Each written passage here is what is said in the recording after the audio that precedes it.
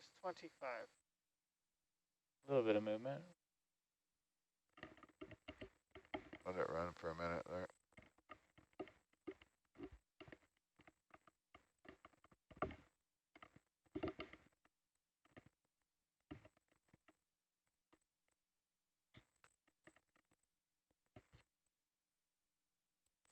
Try 50%. We have a new person in the van. You want to give us an introduction? She looked.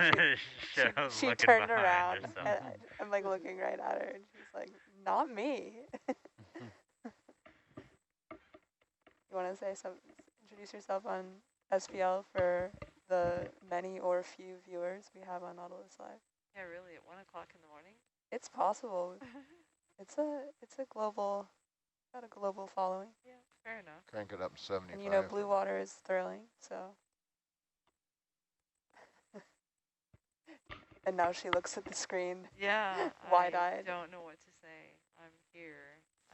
Yeah, I think it's around there. Oh, maybe starts. Do you want to tell us your name and what you're focused on this dive? What I am focused Demand on so much dive. flow, it starts dropping pressure. You go 100 Move your per mic a heartbeat. little closer. Yes. Part of that is just me being sleepy, and I don't speak up when I'm sleepy. I am Cheryl Murdoch, and I'm a grad student at University of Victoria. And that's 100, is it? I'm helping with science priorities, so we're doing a little visual survey of the water column at the moment, looking for critters. All cleaned out, I guess. Work, well, you can back it back down. And helping make sure it gets done. Seems to be working. And then I'm going to be involved in looking for a deployment site for something that's going to go out on the next cruise on the Tully.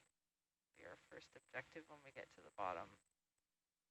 Start poking around for temperature in some of the vents and try and find a good location to put the next instrument, which is the same as the one we just picked up on the last dive, our water sampler and microbial particle sampler.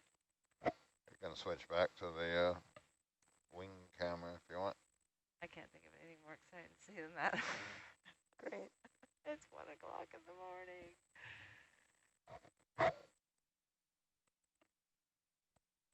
Do you have a site in mind for it, or you're gonna? It's something that will be determined based on temperature and. So what are we gonna do first? Well, we have a target that we're gonna look at. It's a site called Sanya Village that I think has a. Sure, we're not going to the there. Actual dive plan. I have to remember what BAR stands for. Something resistivity sensor. Yeah, temperature and resistivity sensor. Temperature and resistivity. I'm not actually I don't know what the BA stands for. I was going to say, because yeah, temperature doesn't start with B. But that's what it measures. Isn't it benthic? Benthic, yes. Something resistivity sensor. Yes. So we're looking at. It's the right dive? No, I have to look this up. Yeah. No. Oh, this is dive 2. I feel like so out of. There you go. So Sanya Village, kind of the target spot. We know that there is a around 280 degree Celsius vent there with hopefully some lower temperature venting down beneath. And we're looking for something sort of in the 30 to 40 degree venting temperature range for our instrument that we want to deploy on the next cruise, which is being prepped on land at the moment.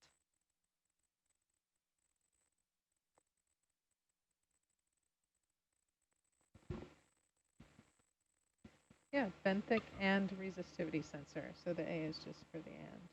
I usually skip that. Yeah, I guess burrs is... Burrs is not as good. No. Vowels are good.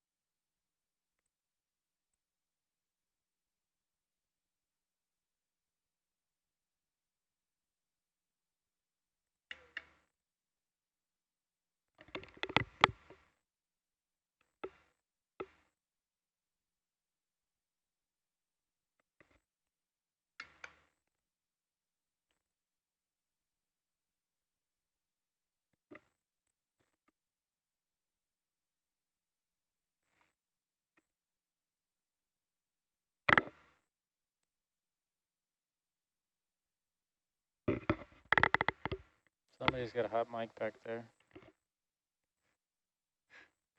I did forget that time.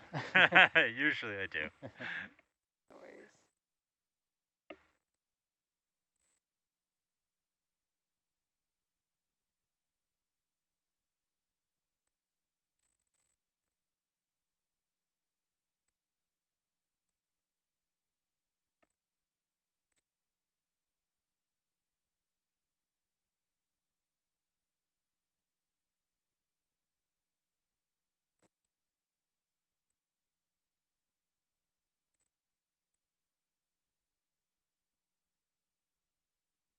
And Dan, if you want, I can switch these two screens so that one's closer to you here.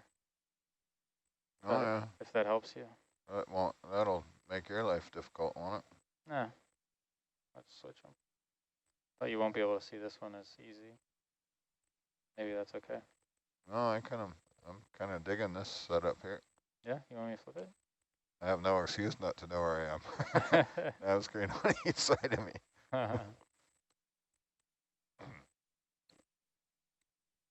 You're usually zoomed out further on this one than, so you know, I like that 20-meter thing going on there. Yeah. So I'm using that for, this one is like a quick glance. I like it for that, right? Because you can just quickly see where you're boat, at. Argus, ROV, those three things that I care about. Bob Waters always wants the base map in here, or he wants that. But to me, that's what this is for. Because if you put a base map in here, you can't just glance at it anymore and see everything. Yeah. This is like the void is. I think we tried to put a base map in there, and It's not be painful for you. Yeah, it's not the way typical geospatial programs. No, work. no, that's what the fancy stuff's for.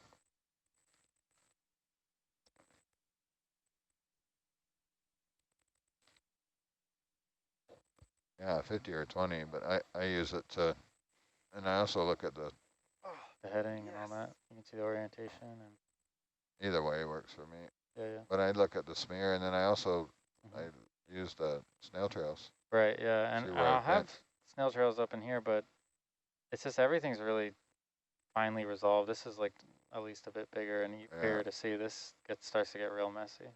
I can easily correlate those two, so when I glance, I can see that and that in the same speaking of, actually, process. I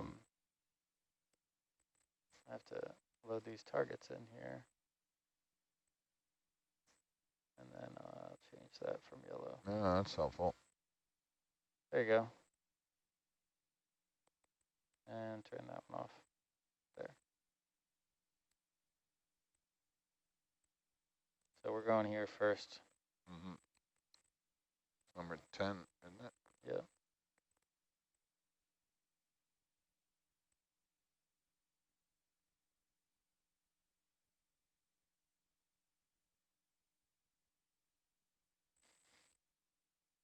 Yeah, that's what I'm used to, typical smear and a bunch of letters you can't read, but yeah.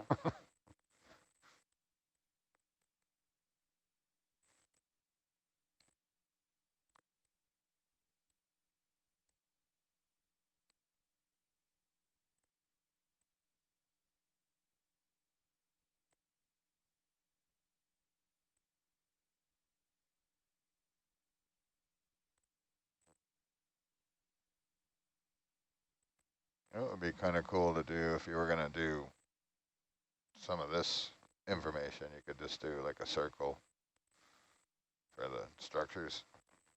Oh, yeah. With the seascape, the navigator gets bored and he starts drawing. Yeah, I don't have that much polygons. capability in here, unfortunately. I can do targets, but I can't really draw polygons in there. I could load a map that had polygons in it, but it gets out of hand because the polygon then becomes a shark. Or a truck.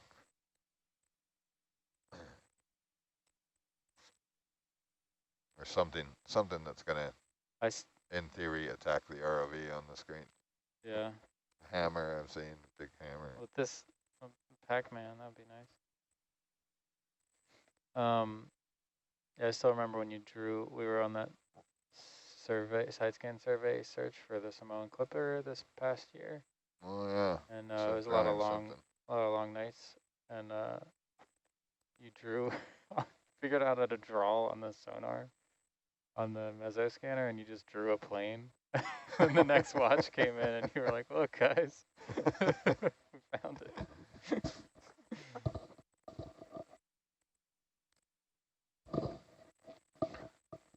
Boredom.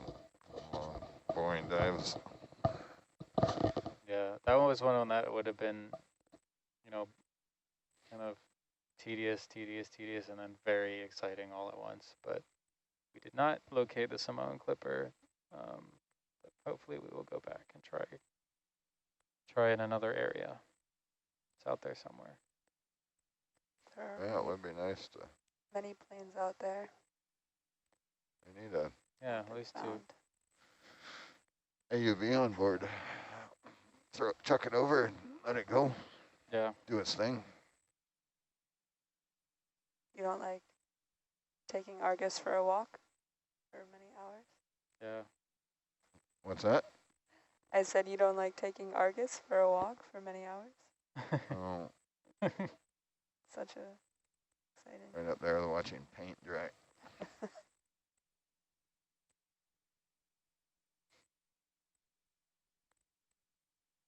It's the right color. Paint drying can be very, very insightful. That can. What color do you prefer when watching paint dry? A nice eggshell. A nice eggshell. Isn't that more of a texture or is that a color? That's a color. It is a So color. I guess it's a color and a texture. Eggshell is Like a weird matte. it's a mat of paint between semi-gloss and flat. It's eggshell. The side scan, however, is more of an orange. Yeah. Rennie, do you want to describe what side scan is and what we're talking about? It's definitely not eggshell. I don't know if I do such a good job at that right now.